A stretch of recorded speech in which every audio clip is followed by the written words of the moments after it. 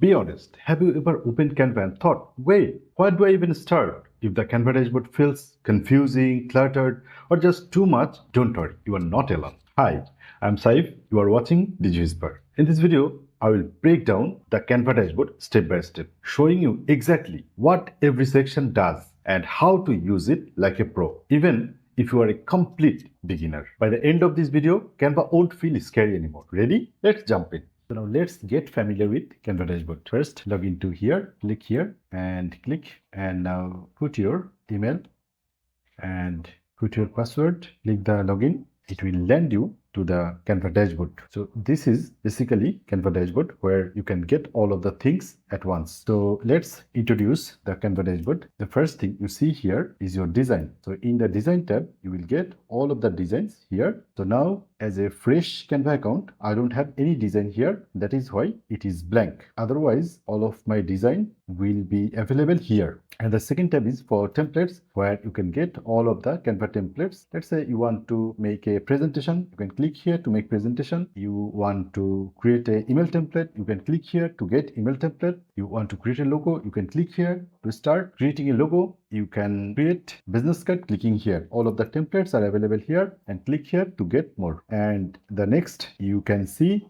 different types of templates or different types of design templates are available here. You can choose any of them from. So now the last one is Canva AI, where you can design anything or create anything using Canva AI. You can design, create image, you can create doc, you can write code, you can create video clip using Canva AI. And here are some of the prompt with output. So you can check them to get idea how Canva AI works. And in the left side, you can get hamburger menu to open menu bar. Click here to open menu bar, and here you will see all of the today's activity here, and the next create button where you can create anything. Let's say you want to create something and you need to click create button, and it will open up all of the templates here. You can either start from any of the template or you can start from the custom size. So this is for creating your design or starting your design from. And the next one is home, which land you to the Canva dashboard. So when you are anywhere, just click the home button and it will land you to the Canva dashboard. So next one is projects, where you will get all of the projects here, your personal project share with you